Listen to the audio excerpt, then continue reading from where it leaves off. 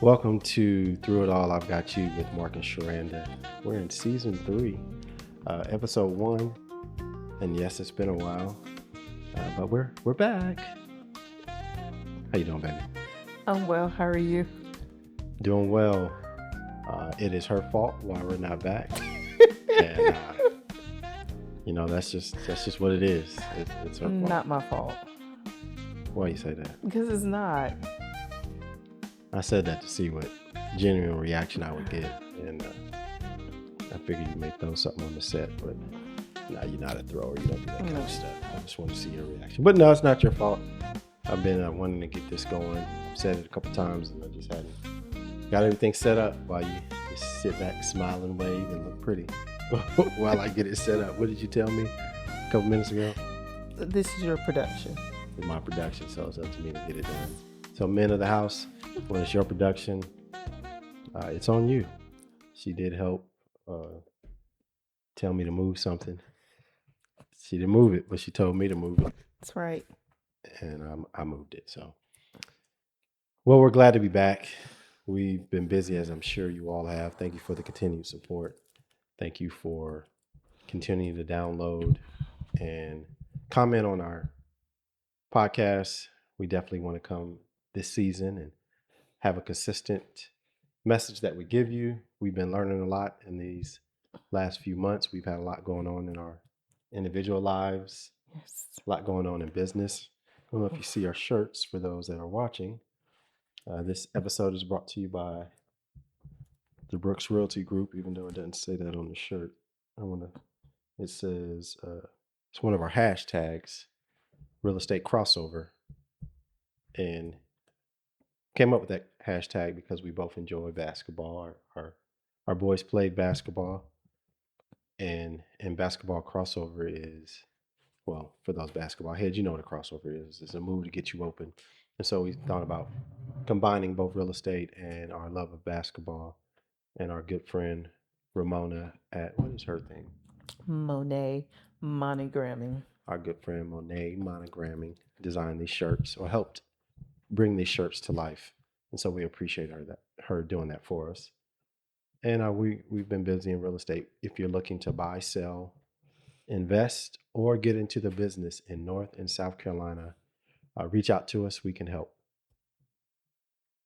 All right. How you feeling today? I'm good. How about yourself? I'm good. Just came off a little mini vacation. Yes. Spent some time in Hilton Head. Yes. You didn't want to come Enjoyed the back? beach. I did not. Did not. I love the beach. You don't swim in it. You don't have to swim in it to enjoy it. No, I'm just saying. I was just No, making. I don't swim in it. I just like to hear the sound of the water. It's just, so serene and relaxing and peaceful. I agree with you. We went out there at night, and it was a lot of people still out there at night. There was music playing. Someone was Mhm. setting up I don't know what they were setting up. It was in a different language, so we couldn't read it. I should have pulled out my phone and did Google Translate. I heard one of the girls say, "Would you be my girlfriend?" So, Okay. That's big for being your girlfriend. yeah, Had the candles and the yeah, teddy bear and teddy everything. It bear. was Yeah, really nice. it was nice. It was nice. Well, enough about us. We want to jump into this episode and talk a little bit about, well, your village. Your village, as you're in a relationship, as you're in a marriage, or Or you're your moving, circle. or your circle. Okay, that's a good one. Your village is more of your, I guess, your children's thing. When you're raising children, you have a village, but you can have a village as an adult. I think it's important, but we'll use Circle. your circle. So, what does your circle play in your marriage, in your relationship, in as you're dating? What role does your circle play? And it really depends on you. It depends on your circle, and we'll dive deep into maybe some examples. We were Mhm. really prepared for this. I just gave her the title and said, let's just talk freely about what this means to you, and we'll see how it goes from there. So I'll let you, if you feel like it. Oh, you got the big eyes. As soon as I said that, I'm like, don't you turn it over to me. Would you like to start? You can decline the request, but would you like to start about your circle and how important that is, and I may ask you some follow-up questions based on what you say. I know. Um, your circle it's very important to have someone that you're able to go to with ideas when you're going through whatever it is. Not your people that's going to be yes people, people that's going to tell you the truth, the hard things you don't want to hear. But it's important to have, and everyone can't be in your circle. I have my go to people that I do talk to, and same vice versa. I go to them, they come to me, and we're able to help each other through, situations and everything. The circle you go to the most, married, single, older, younger, life experience. Talk a little bit about that. So, my circle that I go to, they are married. I never tell my single friends about anything that's going on in my marriage. Not that I'm quite sure they can give advice, but I don't want advice from my single friends. I'm quite sure they probably seen things and know things. They could be biased. They can tell you to do something that you shouldn't do in your marriage, but majority of my circle, all of my circle that I go to is married. I do have single friends, but my circle that I go to talk about my married stuff are my married friends. Okay. I do have a circle as well. I do have, I think one person I go to that isn't married, but they have been married, and how they think is I like the way they think because they don't give me answers that I also always want to hear. Hmm. They're very open minded. They can look at things from both perspectives. And even if they are, they're single, maybe they were married or just, like you said, Right. have life experiences. And it's really about that person and how they think and how they interact with you, because people that will just be agreeable, people that will just disagree Hmm. because they have a negative viewpoint of things. Right. And you want to be careful of that. And then you have people that will just give it to you raw, whether you like it or not. And that's important at the same right. I have an example that I won't use names because that's not the most important thing. But I was just talking about marriage. It wasn't a problem. It wasn't a situation where we just me and someone were having, and this person is single. We were just having a conversation, Hmm. and I was saying that I was cooking breakfast for my wife, and blah blah blah. Just question was, what you up to? And I just answered, cooking Right. breakfast for my wife, and their comment was, "Man, you whip, you doing that, this, that, and the other." And they made a couple comments, and it was jokingly how they said it, but I quickly snapped back and said, Absolutely, I'm whipped. That's my wife. I'm supposed to do for her. I enjoy doing for her, and I'll continue to do for her." And I said, you would understand that if you were married.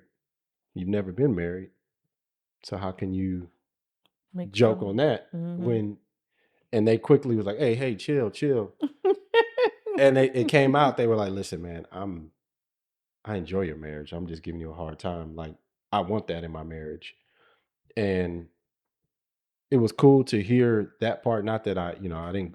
Yeah, I did kind of go off. It wasn't a bad go off. It's the relation. I have the relationship to do that with that person, Right. and they quickly recognized that. Listen, some things you just not gonna be able to say because you're not in that same boat. And where I'm coming from is a place that I enjoy doing these things for my spouse because that is my spouse. I committed to her, and I'm gonna continue doing for her every single time, because that's who I choose. So anyway, I think that you have to be able to defend, even if you go to someone and you hear bad advice and it's bad advice. Hmm. You've got to be able to say, "Nah, you know what? That's just thank you for your advice, but that's Right. it's bad advice." Right. You gotta know, like, okay, thank you, but no thank you. And to know where they're coming from with it, the advice that they're giving you. Yeah, it could be from a point of envy. Hmm. It could be a point of They're f- Jealousy. yeah, jealousy. They could be frustrated with something in their relationship and think that you have the same issue when it's a completely different issue. So yeah, you have to, even when you solicit advice, you've got to be able to recognize when it's good. And sometimes good advice makes you say ouch, like, "Dawg," Right. and you know it. Yeah. You know it. You want to make sure you're getting sound advice. Yeah. And the advice that I get, I know you asked, is it young people? I get it from both. Um, I think I'm probably the oldest in my group that so some of them are younger than me. Um, but I have gone to my mom. But my mom definitely is older than me. And, I love because she's going to tell me the truth. She doesn't tell me what I want to hear. So, yeah. Yeah, I can see that in your mom, and she'll throw some. She'll throw some. I would. Extra. Yeah, she'll throw some extra in there. But yeah, she's pretty straightforward Hmm. with her stuff. I've got both too. I've got some older. I've recently started talking to some folks that are older as I'm growing in the relationship with newer people, and I'm careful of what I say too. Right. What I solicit advice for, because you want to make sure that you're not painting a negative picture of your spouse to someone, because then they could be looking at your spouse sideways. You want to be truthful, but you also want to make sure that you're guarding your spouse, and you want to take it from, I would say, my perspective. What am I doing? Not what Mhm. is she doing? Because really it's about me Right. when I'm going to someone else. And you have to tell the whole story and not tell it from your viewpoint, because that's hard to do, Hmm. but you have to try to really paint the whole picture, because if you paint a one-sided picture, of course the advice is going to be skewed to the way you solicited advice Right. advice Right. I know sometimes people don't go to their family members as far as being part of their circle, because when you go to your family members, some family members, you go to them about your spouse, whatever, y'all make up, and then they looking at, like you said, they're looking at your spouse sideways, or they have some kind of feelings towards your spouse, and y'all have made up, and they looking at them or acting some type of way. But you have to know which family member you can go to, or friend that you can go to, because sometimes your friends can be that same way, that's in your circle. If you go to them and they looking at you sideways, and you're like, okay, why is Lamp treating me different now? Because, I went to Lamp and told Lamp about us, and now they want to treat you different. So you have to know which people you can go to. How do you know? When do you? Because you may not know until you. How do you know? Yeah, and take that first time. So you, Or conversation. You just know from conversation or be around your group, who you can go to and who you can't go to. so I'm gonna dig deeper into that. Not from you. No, I'm just gonna. I'm scared to say. I want to, because you said something I think is important. You know how your group, how they view things, Mhm. is what which I think you're getting at, and we mentioned that earlier. How do they view just life as a whole? Are they a half full? Are they half empty? Do you see that they're pretty even with things that happen that you see at the same time, not necessarily issues or anything? Let's say you're viewing something, you all see something. How do they react from it? Are they a balanced type, or do they, automatically jump to a conclusion with things? So Right. that's how I think the personality, the viewpoint, the opinions of your friends, your group, your mentor, someone that you want to confide in. And sometimes you need to confide in people that have marriage, maybe not have the same type of relationship, but you trust that they could give you some Sound advice. unbiased Hmm. feedback. And it's good to have those type people. You don't have to be the best of friends. Right. And you want to, just know you can say this. Please don't tell anyone. This is between us. But just know, once it's released out of your mouth and into someone's ear, Right. you have little control over it. You can You say do. all you want. From my mouth to your ears, keep it. But like you said, you don't have no control. You have no control. So just know, it could be it can slip up, girl, you know, blah blah blah blah. What? And it's gone. It's gone. It's gone from there. So just be mindful of that. Well, as we're talking about this, I want to be very candid that you should have a circle to lean on in your marriage. There's people that, of course, have been married before you, will get married after you, have gone through things, some things very similar to what you're going through. And keeping these things to yourself sometime and trying to solve them on your own is not necessarily a recipe for success. Some things Mm, you can, but I we as people sometimes, I wouldn't say are guarded too much. I mean, you got to guard things, but I think opening up and sharing really releases answers to come back to you when you release things and ask and solicit for help. People want to help, especially if you go to them in earnest. And I would say, even in that circle, maybe pull your spouse in and hear, especially if you share friends, if you share a group, and you should have some friends that you share. Maybe after they've helped you or spoken to you or gave you some things, you pull them in and say, hey, I want you to hear from them, and boom boom boom. Sometimes that softens it because sometimes how we are, yeah, you just saying that. right.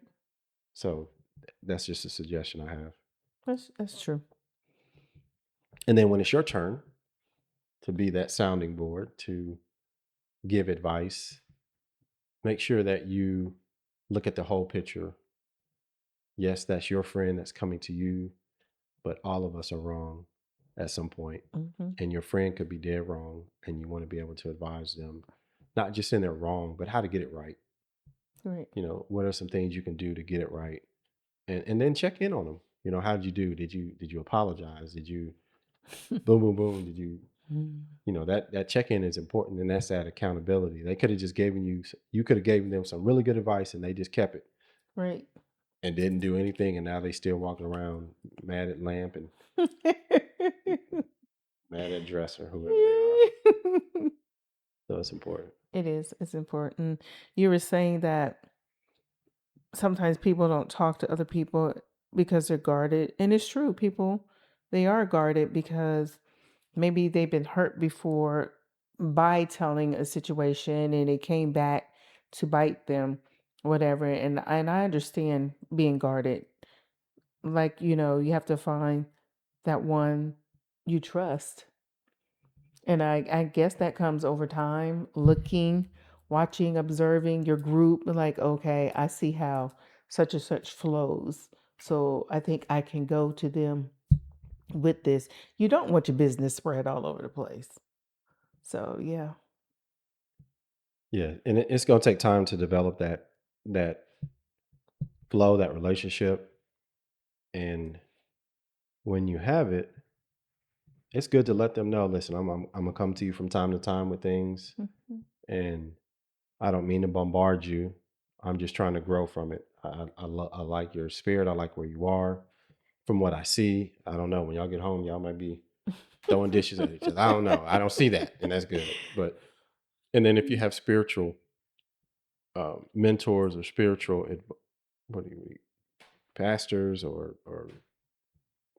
whatever, they don't have to be your pastor, but if you have spiritual, what is the word I'm looking for? Not mentors, but spiritual matriarchs, patriarchs. I don't know what I'm looking for, but folks that can pray for you, but also advise you at the same time. Yes, I want your prayer, but then I also need some practical things to Mhm. put into place. Give me some things that have worked for you or that you have seen work that you can help me with. And look for those that have longevity in their work in their marriage. Merge. Mhm. Those are important. And I wouldn't discount people that have been divorced, whether they're remarried or not, because I'm sure, depending on the person, they have some retrospective Right. of why, and they care about you. They're going to try to prevent that same thing from happening to you, and can share that retrospective, especially if you're receptive to hearing what it is. Right. Right. I think that's important. We forget about our friends that have life experience, and may have had a marriage before. Now, someone that's just been dating all the time and here and there with a lot of different people, Hmm. I'm less likely. I'm less likely to go to them with things pertaining to my marriage because they don't really have a reference point to point to. They can have book knowledge, but when you can't combine the book with the it Experience. is no good. I'm Right. even cautious if I mean I think we therapy can be a good thing. Couples therapy, family therapy, things like that can be very very good. But even in that, if you choose to go that route, you need to interview people. This person Hmm. could be a 30-year therapist on family and don't have a family. Like what are you referencing? What advice are you giving? Is it referencing the book, the book and the what book? they learned. That's right. And the writer could be the same way. 30 years and I think this should work. And it's not even practical. It's almost like teachers sometimes when they get and I hope this doesn't offend, I'm not trying to, but when they get things pushed down from administration, especially those that have never been in the classroom, it can be a great idea, but very not practical at all for the classroom. So that's how I look at sometimes with professional. If you go to a professional, I would interview them and see what their life is like, and how can they combine the academia with the, like you said, the experience, Right. because those two things, if they don't if they don't match, then it's probably not going to match what you're trying to do. Give me someone if I'm going there that has a little bit of both. Agreed. I don't want no AI generated pictures up there like a happy family. I think Or that's AI generated that answers. too. They looking, they typing every time you ask a question. Hold on, let me check and reference this. No, that ain't gonna work. You can tell that ain't gonna work. So be mindful of that. But get Yeah. help if you need it. Yeah, absolutely. The goal There's is nothing to, wrong with it. yeah, I agree with the goal is to make it. The goal is to add longevity and use it for as long as it's needed so that you can get to a resolution. And if that's part of your circle, that's a part of your circle. Right. Agree. What else you got with your circle? We don't, it's not a exhaustive list. It is some things to think through as you develop a circle, and you should develop a circle as you enter in a relationship. Maybe not right in the beginning of a relationship. Focus on that person as you're getting to know them, and as you you move towards marriage, and in marriage, you definitely need to develop a village, and it could change over the years. My circle just came naturally and genuinely. Just people I've known over the years and people we're getting to know. I think especially in our new church. So there's people that's, coming in that I haven't talked to yet, but I see that I could possibly go to and bounce some stuff off of. But yeah, my circle is people that I've known for a while. I like that organic. Don't go with Hmm. a checklist. Hey, you want to be in my circle? Answer these 5 questions, and I'll see. And then you said something else. You're watching people. Hmm. People are watching you, and you are watching others. If you know that, the easiest thing to do is be yourself. Because if you're trying to be someone else, and people are watching you, it's exhaustive. So be your genuine self, and you will, like you said, naturally attract people that are similar, and hopefully you'll attract people that are different, because different is necessary as well. You don't need everyone that's the same as you. Right. And as you get involved in other things, like you said, even in our church, we're involved in certain things. It's helping us be exposed to different people, which helps us see different, and different is good, Hmm. because you can only, your tunnel. You only know what you've been exposed to, and being exposed to other things increases your growth, your capacity, things you try. It's refreshing to see that. Yeah. So getting involved is important. Maybe it's something, an outlet that you like, bowling team that you all do together, and you'll be exposed to other couples that do that, and other people, maybe not even couples. One person in the marriage likes bowling, the other one doesn't, and they use that as their thing. And you find out, oh yeah, man, my wife, she does this while I'm bowling, and we come back together, and boom, boom. And how did that work? And now you starting to develop that, so you can as you're exposed to different things and involve things, Right. look for those opportunities, develop friendships and or relationships outside of your normal circle. Yeah. What about you? What about me? No, seriously, I didn't. No, the same question. What's the question? I forgot. I'm serious. I forgot the question. How do you develop the relationship with your circle? In this season, and I didn't know that's what she was going to ask me. In this season right now, I'm committed to being more intentional with relationships. I'm not waiting for people to reach out to me. I'm reaching out to people genuinely, just trying to check in on them and really trying to do things outside of just a text or phone call, a get together, a lunch. What you up to? What do you, if you have children, what are they doing? Can I come? Mm-hmm. So I'm really and I'm able to do that now because we're empty nesters. And before when our children were involved in things, you naturally got involved with the other parents, Right. what your children were involved in. And now that we don't have children in the house, I'm using that to reach out to folks, whether they have children or not, whether they're empty nesters or not. So that's kind of what I'm doing is I still have my core that, will be my core, but I'm actively trying to meet other people, explore, and then organically, if it grows into that, it does. I'm not forcing the issue, but I'm just in this season, I'm trying to be intentional with um, building relationships with people that's helping getting out of our shell. Men, we have a tendency to be all right, and we are not always all right. And so I'm trying to break that mold.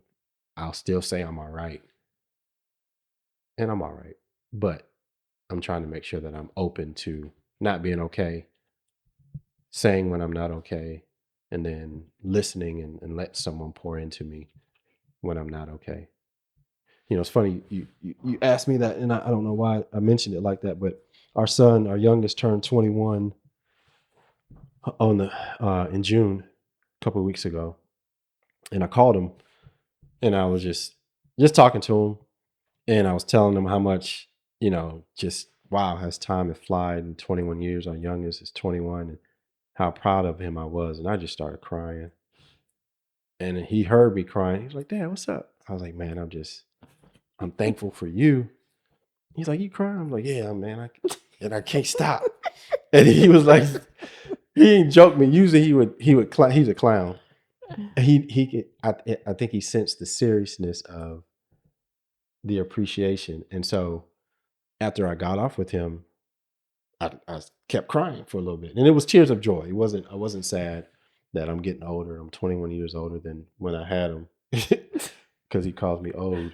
But then I called one of my friends, and I told him, and he just listened. He was like, "Man, I love that. That shows that you love your child. It shows that you're telling me that." Nah, he joked me a couple times in there, and that's to be expected. But that's something I wouldn't have done, is express, man, just that level of gratitude and happiness that it brought me to tears, and why. And I love that the openness that I'm finding now, and I ain't gonna do that with everybody. Well, I just freaking told a bunch of people now on this podcast, but it's refreshing it's refreshing to have relationships where you can just share, man, and people can appreciate the sharing, and it just opens them up for other things. Yep. I think I told you that, didn't I? No, you didn't. Oh, It's dang. okay. Failed again. It's okay. Yeah, if I don't tell you right then, it's gone. Just like you just asked me a question and I didn't realize what you were going to ask me. We hope that you enjoyed this. We are going to make every effort to make this more frequent. I didn't promise, but we're going to make every effort. Please give us some comments, reach out to us, let us know. And we're looking forward to having more couples in this season as well. So, for Mark and Sharanda, baby, you want to close us out? You got it. I forgot what I close out. I know. Well, until next time on Through It All, I've got you with Mark and Sharanda. Have Have a good morning, afternoon, or evening whenever you listen to this. Like, share, follow. Keep going. That's all I like, share, follow. See you later.